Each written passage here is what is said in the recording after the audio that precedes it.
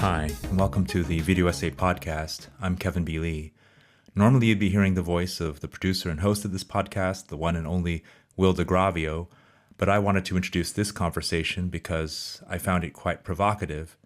It's part of a series of conversations that are part of the research project that I co-lead with Johannes Benotto and Evelyn Kreutzer called The Video Essay, Memories, Ecologies, Bodies, funded by the Swiss National Science Foundation. And this conversation was inspired by some observations that Evelyn made at the annual meeting of the Society in Cinema and Media Studies, SCMS, that took place last March in Boston. I have to say that this year's SCMS conference really marked how far videographic scholarship has come in the last decade.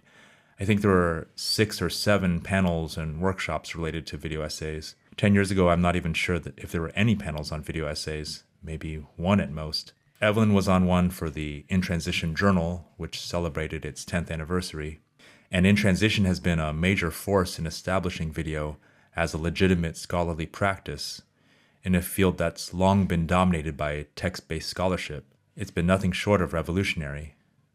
And so there's been a lot of debate about what the relationship should be between videographic criticism and writing.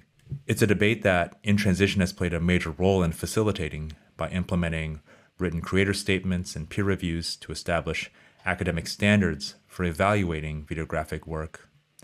Some people, including myself, have wondered if video essays could ever speak for themselves and break free from having to be framed by text-based explanations. But I have to admit that I've tempered my stance on this, and I do recognize that a written text can play an important role in clarifying what's going on inside a video essay.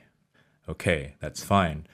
But at the Boston conference, there was something being picked up on by Evelyn and others, including Alan O'Leary, who's a professor at Aarhus University and a major proponent of experimental videographic practices.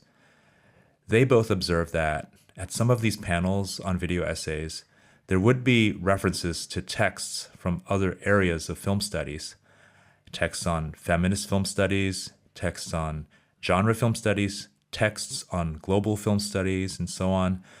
But there wasn't so much reference to texts about videographic scholarship. What are the examples of written scholarship that are worth referencing in shaping our thinking about video essays? And how can we start to get a better appreciation of the role of writing in video essay scholarship? So Evelyn and Alan recorded this conversation to get into these questions. Evelyn asked Alan to come up with 2 written essays that could be especially helpful in understanding videographic scholarship. And Alan came up with about 6 or 7, which we'll list in the show notes. And from those, they picked 2 to discuss in depth. And it is a very rich and contentious conversation that raises many questions about what scholars want from video essays and what role does writing have in determining the answers to that question. I hope you enjoyed this conversation as much as I did. And I just want to mention that you can also follow my research team on Instagram at video_essays. Thanks for listening.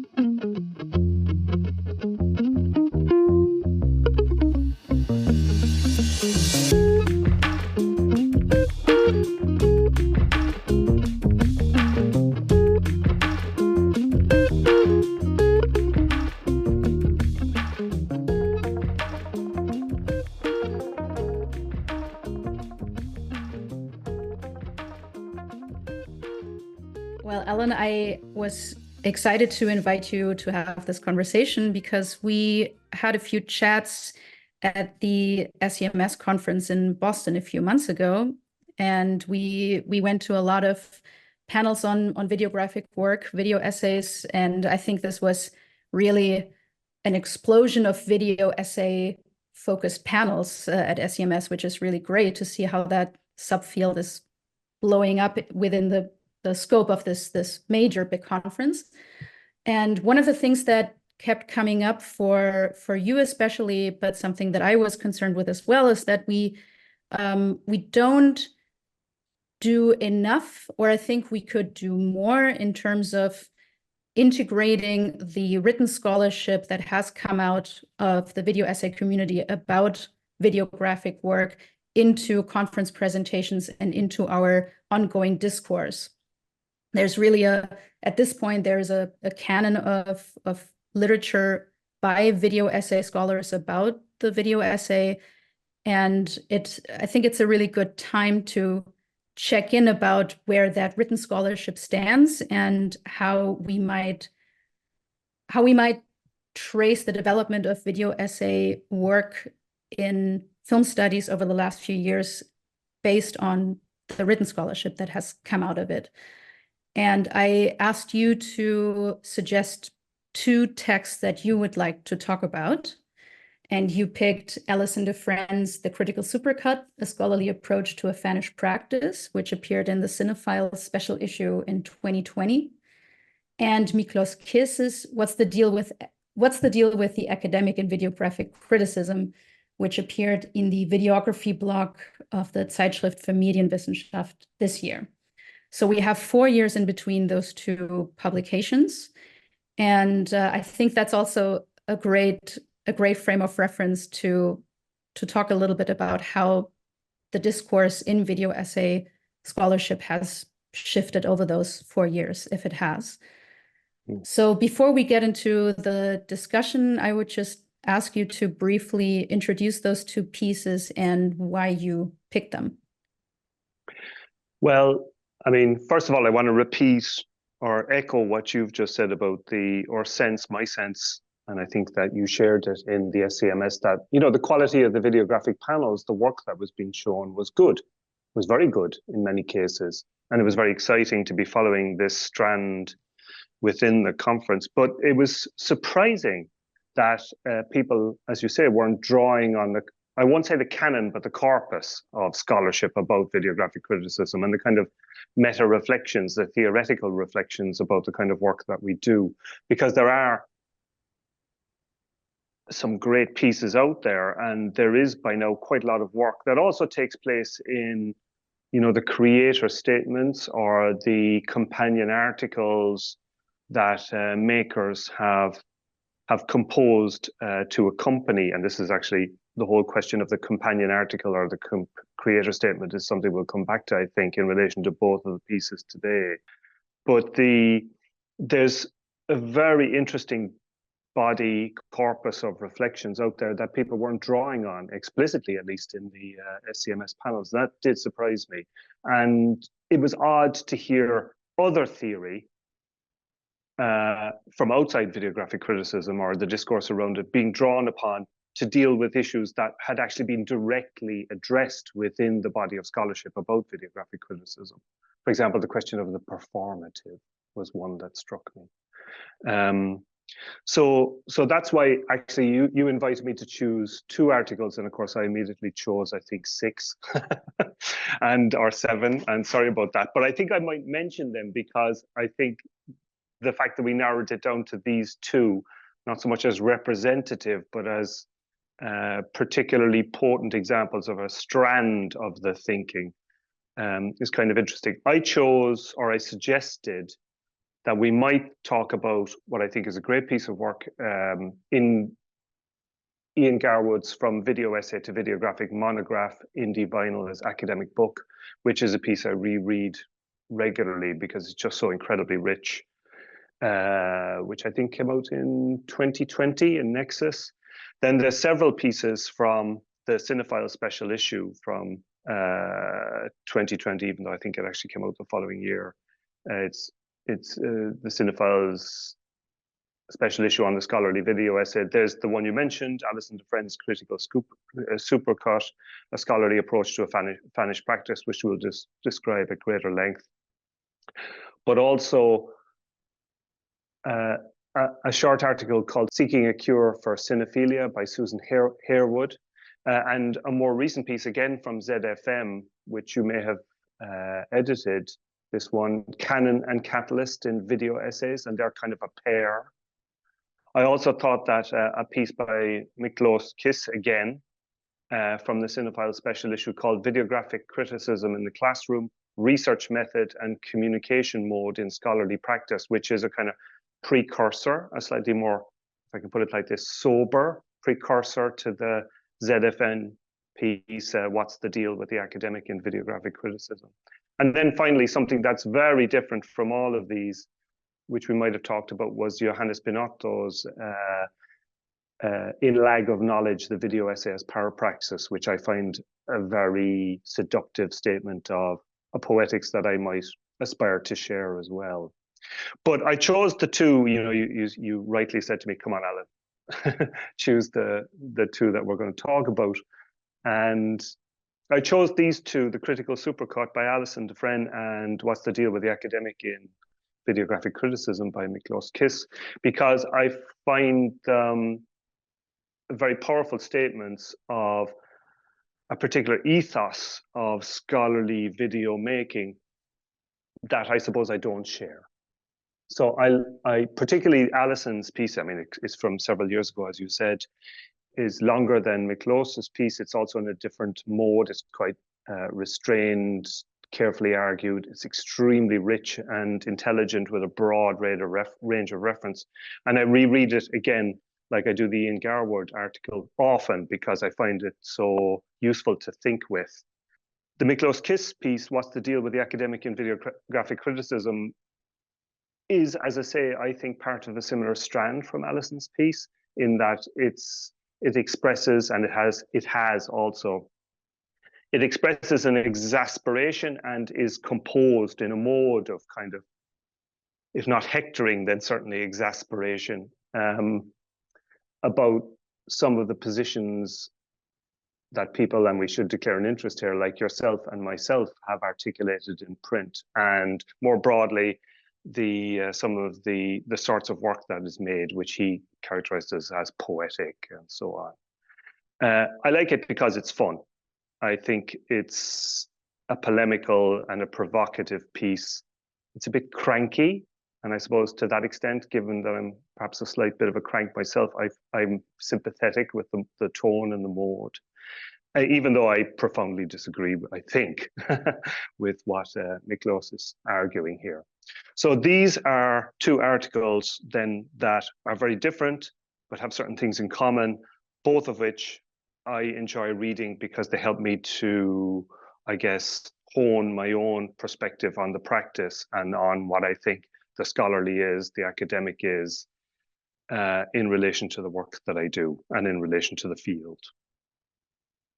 Yeah, I think the both of those texts are they get at the heart of a lot of discussions that I hear coming up again and again in our scholarly community, and certainly in myself.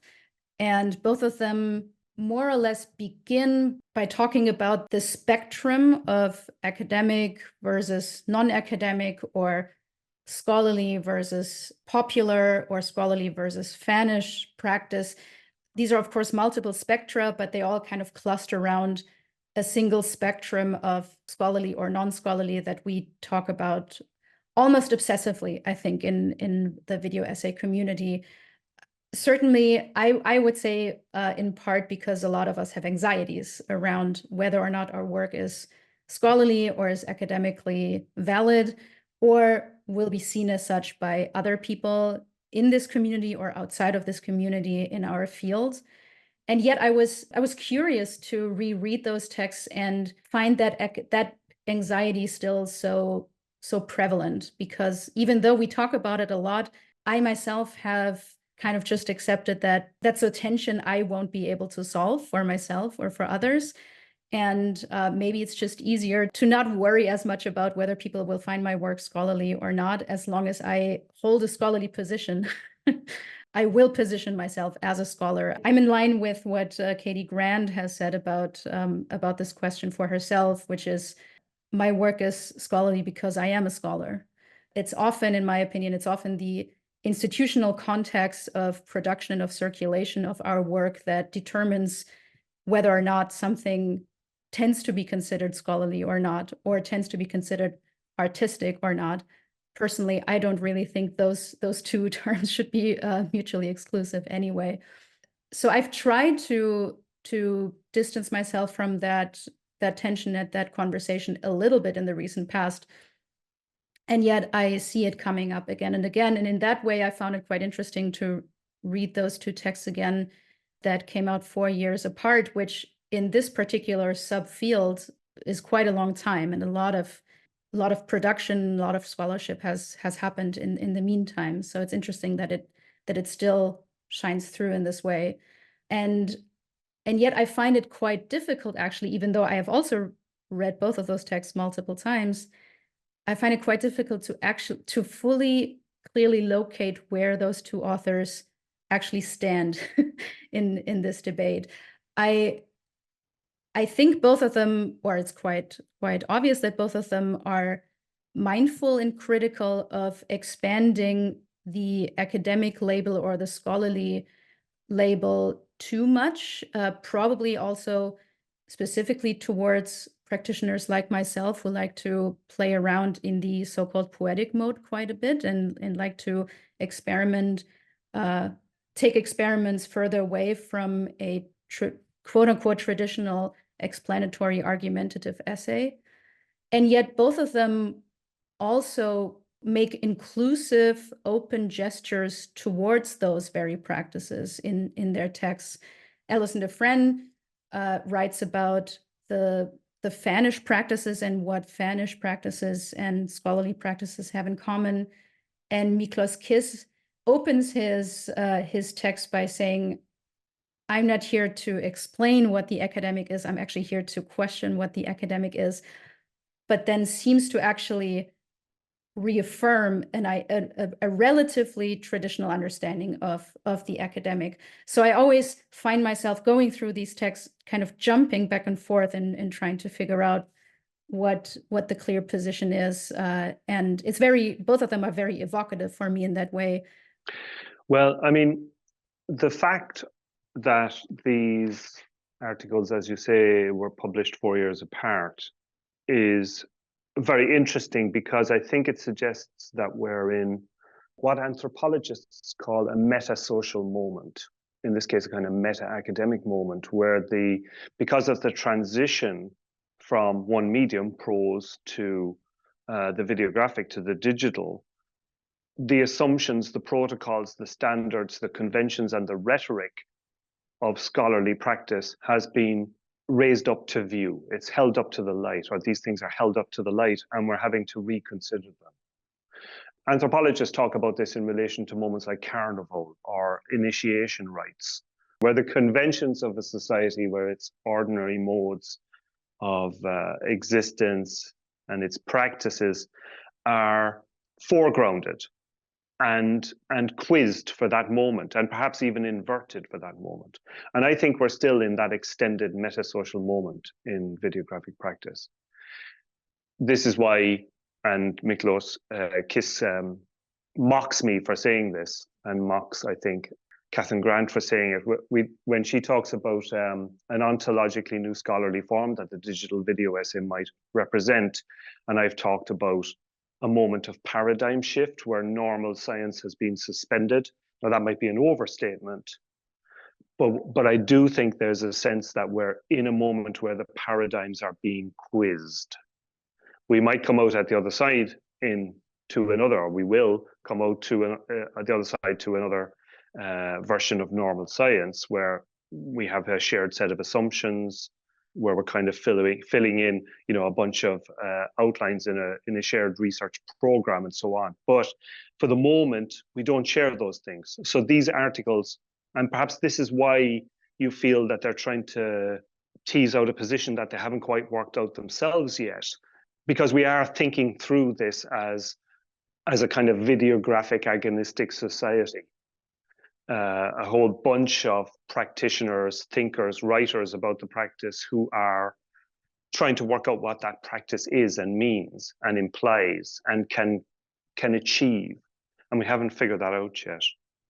I don't know if I necessarily agree with you that they don't quite stake out a position that is clear. I think they would be offended, perhaps, that we say that, because, of course, clarity, a cogent form of argumentation, is what both of them tell us we should be aspiring to.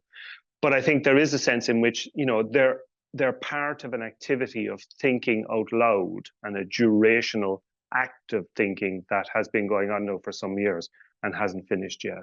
Well, just to clarify, I wouldn't dare to accuse them of having unclear positions. I would be a really bad editor, actually, if I did that with Miklos's piece, because I was one of the editors for that one.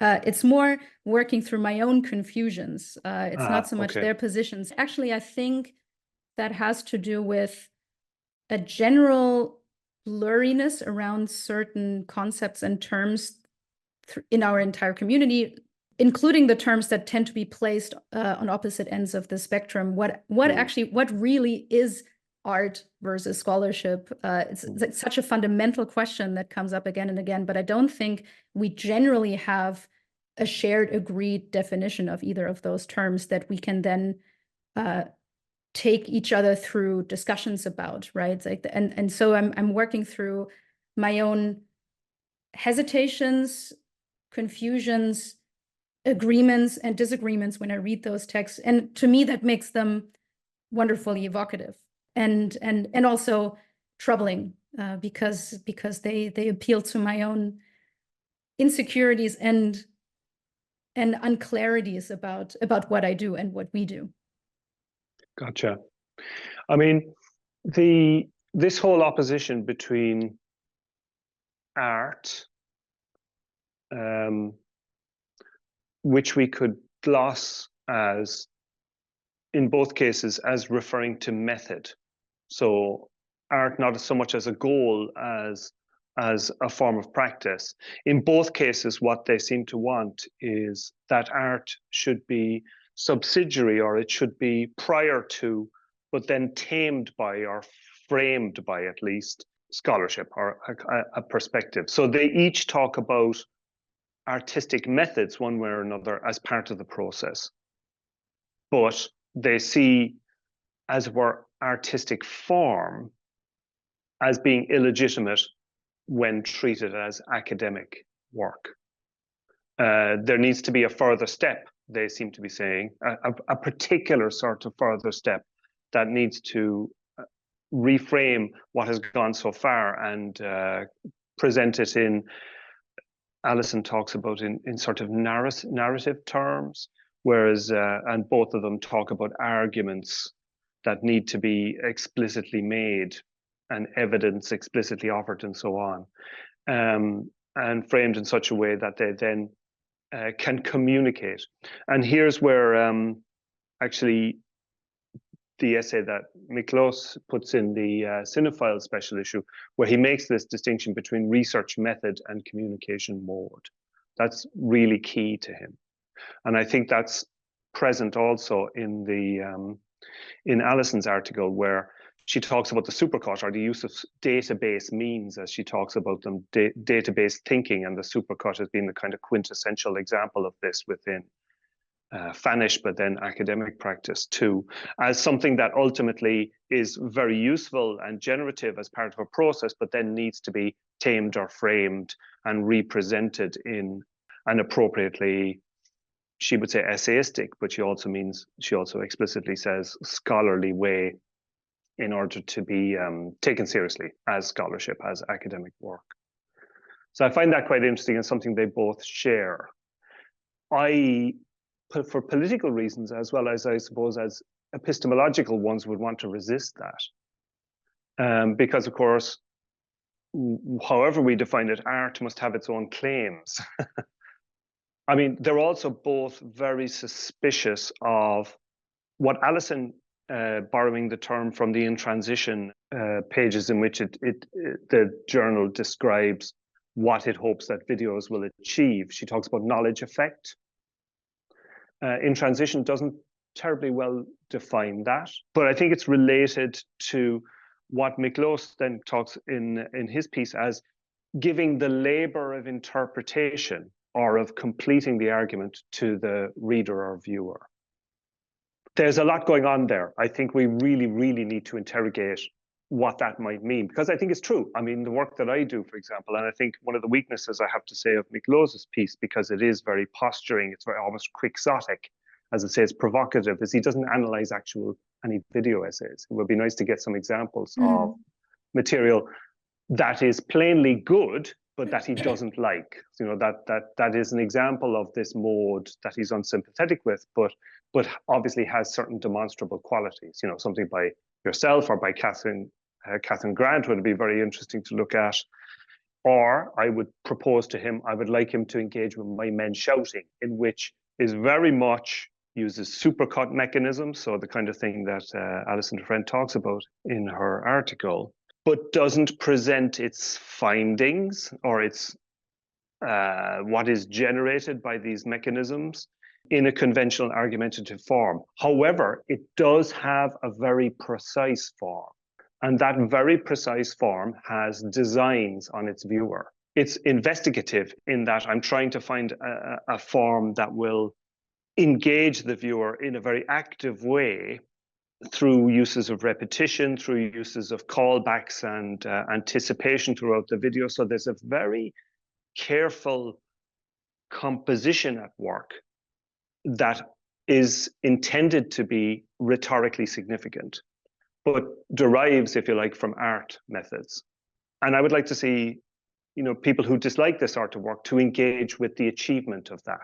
I mean, perhaps I shouldn't be talking about my own work as being a good example of this, but like other sorts of work that does similar things and that attempts to be video essays that take seriously Kevin B. Lee and before him Jean-Luc Godard's notion that the essay film is a form that thinks.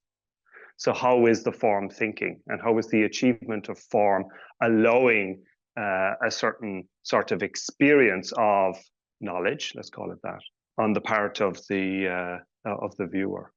I think what you're just saying about the form that thinks, that gets at the heart of the main tension that comes out of these pieces for me, perhaps more so with Miklos's piece than Alison's, which is, I think it's very important to talk about and distinguish the process from the quote unquote end product, or as he puts it in several pieces, the process of making the video, and the video as a communication mode, a research mode as opposed to a communication mode. I think it's totally legitimate and important to make those distinctions and to talk about them and to talk about the affordances of either of them. We do this whenever we talk about the affordances of videographic scholarship. We always highlight the fact that some people use it even more as a research tool and don't publish video essays, and other people are prolific in releasing one video essay after the other. So it's totally fair to draw on that distinction. And yet, when it comes to watching an actual specific video, I find it really difficult to imagine where you would draw that line as a viewer. How do I know that something that I'm watching is a quote unquote proper finished communication video or a video that communicates a complete research process, as opposed to watching a video that has just come out of that research process and hasn't been tamed, as you put it, through argumentative framing. While reading those pieces, I'm just trying to come up with concrete elements to look for, to make those distinctions in relation to specific pieces. And also my own, I would certainly say that the process behind any of my videos, for me, determines where I would place a given video that I've made on the scholarly, non-scholarly spectrum. But I've definitely made pieces that might look to be performing in a very similar mode or in a very similar position on that spectrum to someone who's watching them. But I know the process behind them. I know the conversations I've had around them. I know the potential peer review process that I've gone through with either of those pieces. I know the written statements that I have or have not written for them. And to me, that makes a conglomerate out of any video essay project that would then determine for me how scholarly or not scholarly I would call them. Is that the main determining factor? I don't think it should be. I think it would be really impossible for anyone else to trace that if I didn't tell them exactly what the process had been. I'm not sure it's clear what I'm trying to say. I'm just trying to apply these implicit and explicit rules and guidelines from the two texts to my own concrete experience with my own work or to any concrete videos that I can think of. And it becomes really difficult to pinpoint. Is it about adding voiceover that delivers an argument? I don't think either of them would be that prescriptive and strict, that it has to have that, or it has to have text on screen that delivers the argument. Is it about the creator's statement or not? And I mean, Miklos brings up Katie Bird's emphasis on the video itself being the scholarship and not requiring the written statement to give it that legitimacy. Or is it about a specific audiovisual style? It's just really difficult for me to imagine any particular guidelines or criteria that would in any way be collectively agreed on or would possibly be valid for a large number of us. I think I'll just leave that statement stand. But what I would say is that both articles, Alison's and Miklos's, have very interesting things to say about the relationship of process and product. So Alison talks, very explicitly about how she's looking back to the tradition of the essay practice that goes back to Montaigne, and how it's an attempt, a process of working out where you follow the author through an activity of investigation. So she doesn't write a script and make a video, she rather, the video emerges from her process, but in the end, it will take a sort of form that, states its premises, offers its evidence, draws its conclusions, even though within that she will offer instances of her process of investigation. So, for example, in the article, she talks about including a brief supercut moment in her film Fembot in a Red Dress, which is, as everyone knows, an extremely well achieved and very important video essay, extremely influential and much viewed for good reason. And she talks about including a supercut of fembots in a red dress or women in red dresses in various texts as a way of showing the process. As well as showing her evidence, she's also showing her process of thought, she would say. And Miklos in his piece talks about how the desktop documentary unifies, ideally, this activity of investigation, this process with the communication outcome. So he admires it precisely for that. So I think both of them have quite sophisticated takes on that, even if both of them, all the way through their essays, posit oppositions. I mean, this happens in both of them. I made a list actually of oppositions that both of them made, and it's very long. It's almost as long as the number of questions that Miklos asks in his piece. I counted them, and there's 47 in a 6-page essay. It's almost, I thought at one point that the whole essay would just be questions, which struck me as a very interesting way of writing. And of course, there have been video essays that have been made in this way, and I think it's a good mode. So I don't know to what extent his kind of parametric form here was deliberate, and certainly the rhetorical form of offering lots of questions to express an exasperation rather than the expectation of having them answered was quite intriguing. But I want to come back to this question, though, which seems to me key to both of the essays, not just Miklos's, this question of the status of the written statement. And this is something I think I've heard you talk about too, Evelyn. Alison talks about the risk of the video essay being a supplementary form to written scholarship, whereas Miklos talks about the written creator statement as being a supplementary form to what ought to be an autonomous piece of work, the video essay, like Katie Bird seems to suggest. Now, I think this is, I won't say naive, I think it's an aesthetic preference that will not declare itself. And I think it's there too in Alison's work, where she wants an autonomous video essay that can be self-contained. I think what defines scholarship is precisely the fact that it is not self-contained. No work of scholarship is self-contained. A work of scholarship is built from footnotes, as we know, that tends to disperse it. And I think we work in a dispersed form by its very nature. Both of these writers, Alison and Miklos, are to what extent they're working in a self-aware way with what Derrida calls or called the logic of the supplement. The idea of the supplement was one of his kind of key terms. And he had this notion that the supplement shows a contradictory character, at least in our understanding of entities, let's say like the video essay. So a video essay is complete in itself. So the supplement is something that's added to something that's already complete. But of course, in adding to that which is already complete, you're showing that there was something lacking. And there's this constant tension there, which I think is actually very productive, very important, very, I would say, generative in terms of how we engage with these things. Like creator statements, my creator statements are extremely carefully composed. I would say that one of the things that makes my work scholarly is precisely the introduction to the process that the creator statement gives. So it reveals your means. And this is characteristic of, let's say, scholarship rather than art. Scholars will try and go back and reconstruct the stages in a painting, let's say, so even these days through the use of X-ray and so on. But we as scholars will tend to try and make our methods explicit. And that's part of our disposition as scholars. And I think you quoted Katie Grant earlier as saying, you know, my work is scholarly because I'm a scholar. And I don't think that was a tautology.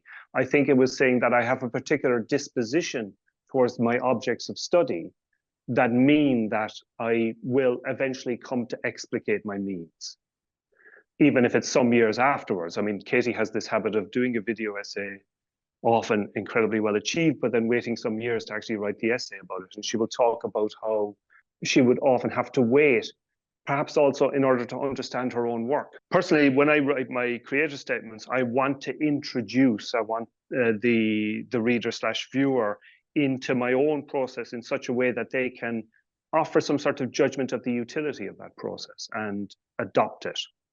So I am all for the supplement here.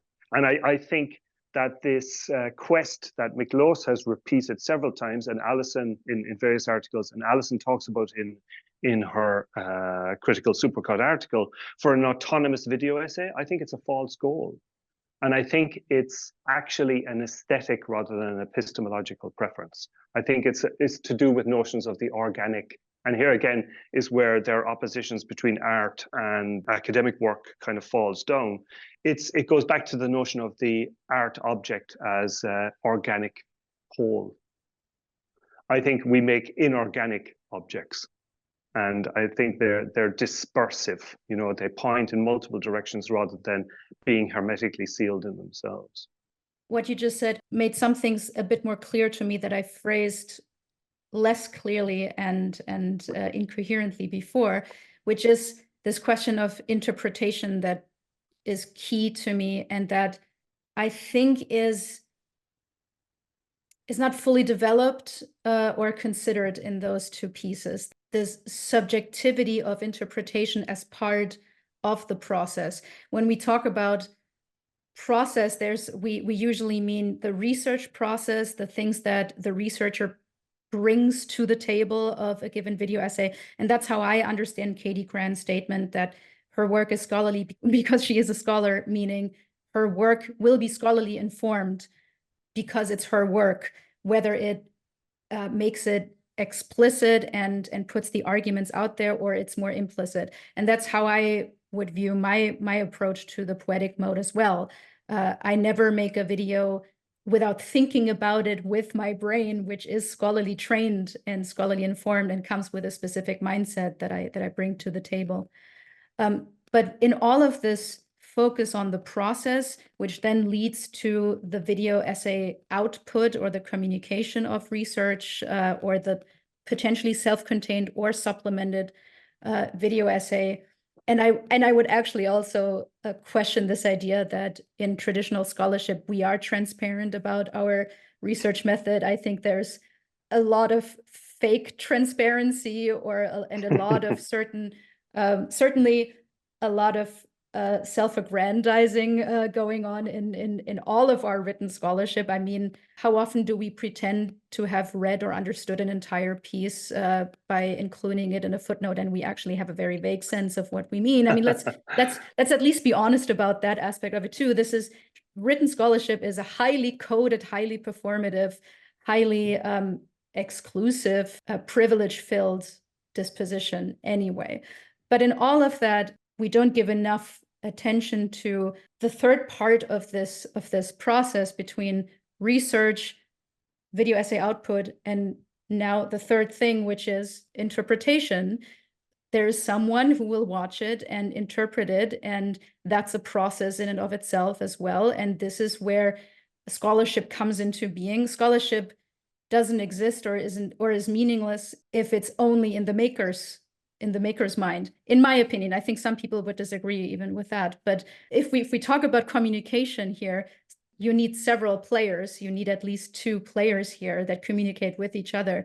And this is, I think, key for any conversation about the video essay, because we talk a lot about how this is a form that can make exclusive, difficult, inaccessible scholarship more accessible, more open to different audiences, and also to different takes or different modes of interpretation. And in that, I actually think if we all started making more traditional explanatory argumentative video essays, there would be a risk there to lose this openness and this accessibility for more diverse audiences. I guess I'll leave the whole question of accessibility to one side, because I don't think of my work as aiming for accessibility personally. I mean, Miklos quotes me in an article of my own talking about myself as an elitist, and I claim that.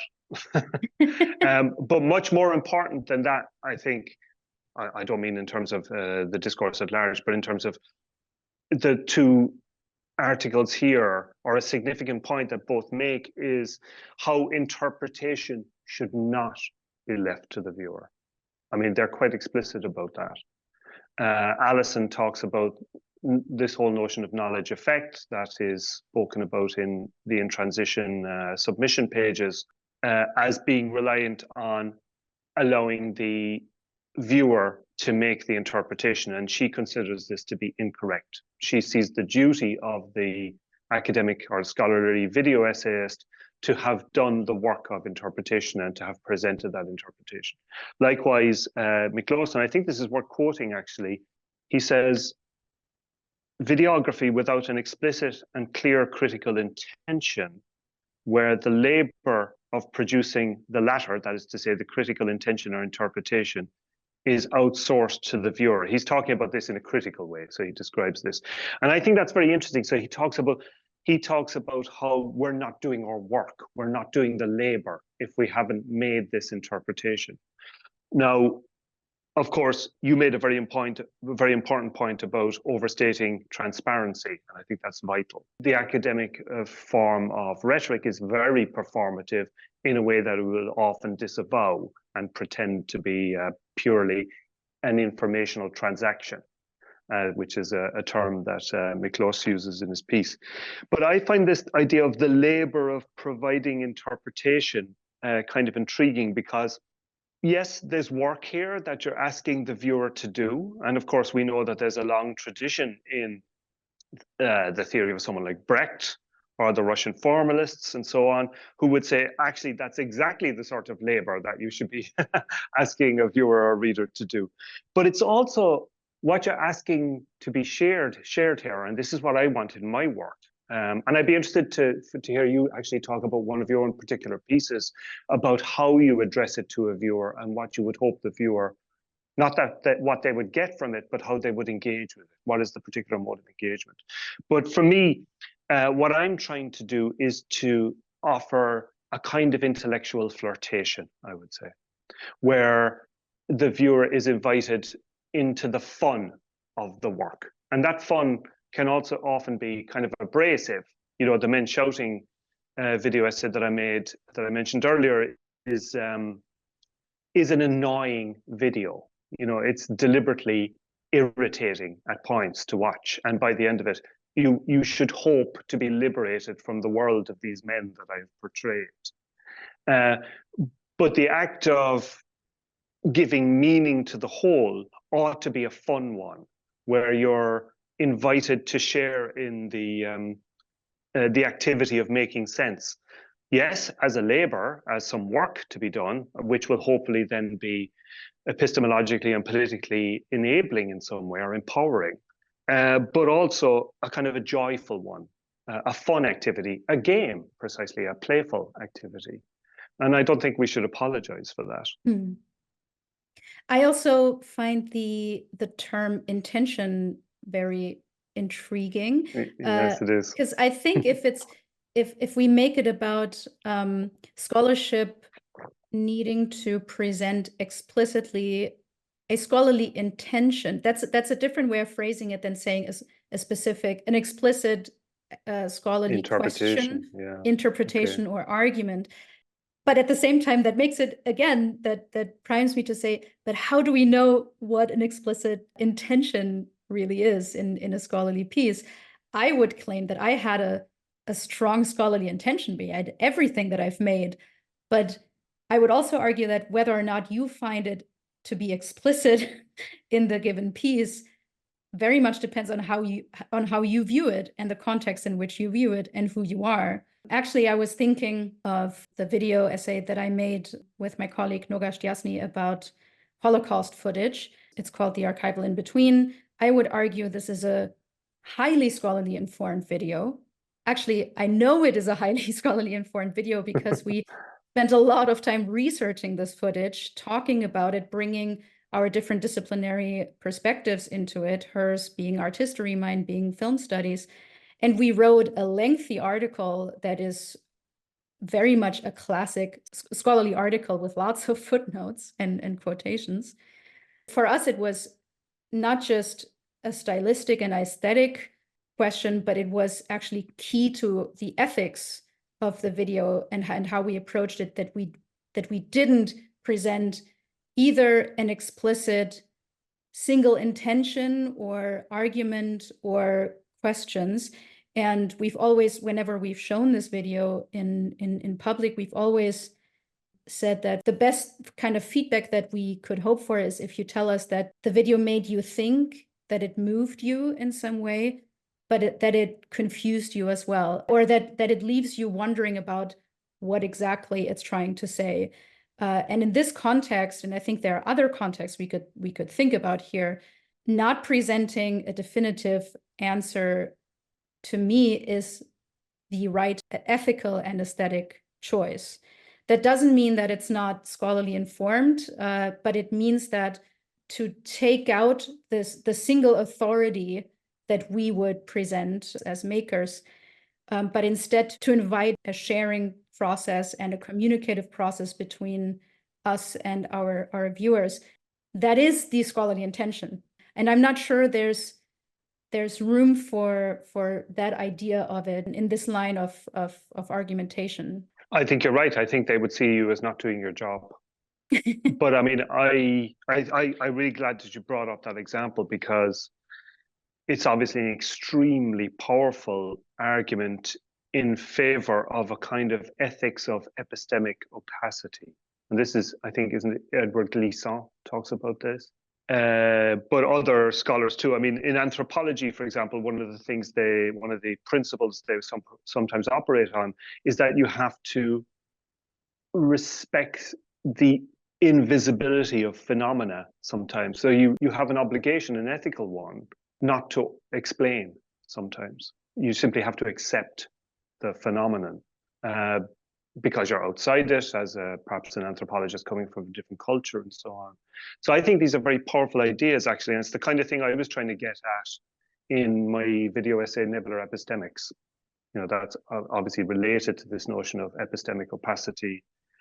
I also think you made a very important point, which is the refusal of the single authority.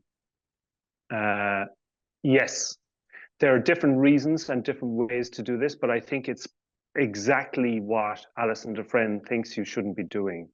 I think Alison here, and I'm inferring this from Alison's work more broadly. I think in her work, it's a particular strand of feminism that looks for the female author and the woman as authority, as maker.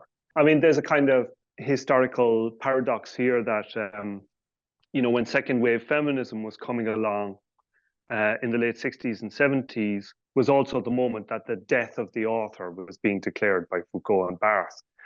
So there was you could see to some extent that a certain strand of post-structuralist thought was also a refusal of a certain kind of progress being made in the status of women, as authors, as authorities. And so it's particularly important sometimes to really insist on the authority of the female maker. And I get that. At the same time, there's obviously very good reasons too to refuse that idea of the single authority, the kind of, liberal intellectual model. And I think, here's one of the reasons why I would have been interested to discuss Johannes's work on parapraxis. Because, of course, one of the problems with aiming for authority and transparency and clarity and so on is that it assumes that one's own motivations and motives and practices are visible and present to oneself. After the 20th century, after psychoanalysis, after Freud, we can't assume that our motivations are present to ourselves at all. So it's strange in a sense to take ourselves for granted when we're doing this work. And I think that's what you and Johannes were getting at in your discourse on vulnerability as well. That we are ourselves. It's not simply that the video essay, let's say, or any scholarly form is dispersive. Also, the person behind it is dispersive. We are ourselves not coherent. Alison brings that up a little bit when she talks about scholars employing fannish practices or hiding fannish motivations behind scholarship. I do think that's an interesting point. Yeah. As if this is something to be disavowed, I guess. But I think we should explicitly deal with one assertion or question that he does raise, which is the extent to which refusing traditional academic modes, protocols, standards, as he would see it, is a form of novelty chasing. I mean, he almost accuses you and Johannes, and also to some extent me, of being neoliberal career makers, basically, who are choosing a novelty form in order to distinguish ourselves in a crowded field, and to presumably we make our careers, get funding, get reputations, get status, and so on. And yet, I'm not in a tenure track position, so. But how do you respond to that?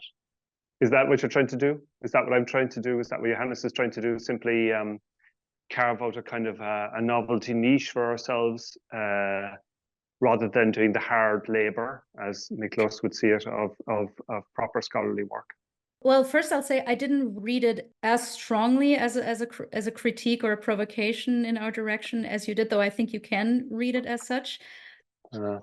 I can't speak for you. I know for sure that in our conversation between Johannes and me, that was not what we were going for. And I also think it would be a really risky career move. Certainly, I, as a more junior scholar, I'm always aware of the career risks that I'm taking by doing this kind of work. I've been warned in the past by established scholars, don't just bank on this thing. It's too new and it's unclear in terms of its legitimacy. And I did it anyway, not to make a career, actually, despite its implications for my career. For me, this was a courageous step. I think it's very difficult to be a good strategic career maker in the humanities anyway. So much of it is up to luck, to developments you can't necessarily foresee. And I think Johannes was trying to make the point that because it's so impossible to plan out how any job market will develop, it makes it even more vital to follow your instincts and follow what you really want to do, because you might go down either way, but at least then you'll go down, or you'll have to look for a different career after ever having done the thing that you really want to do. Yeah. I mean, I wasn't really expecting you to agree with the accusation, but I was interested that he felt it needed to be made, that this could just be a kind of a novelty chasing. I talked about how the the motivations of the video maker might not be present to themselves. In Johannes's work, you get a notion of the unconscious at work, but this unconscious is also the unconscious of the material, and it's also the unconscious, if you like, of the software that we use, and indeed of the methods that we use. So I think both Alison and Miklos don't want to admit really that there's more of an agency to the material that itself is very complex. I don't want ultimately, and this is what I really want to refuse from both articles, is a sense of authority over my material. It's always an engagement with the material that allows it its own agency not to be understood as well. And implicates me. I think that's a great way to end, yeah.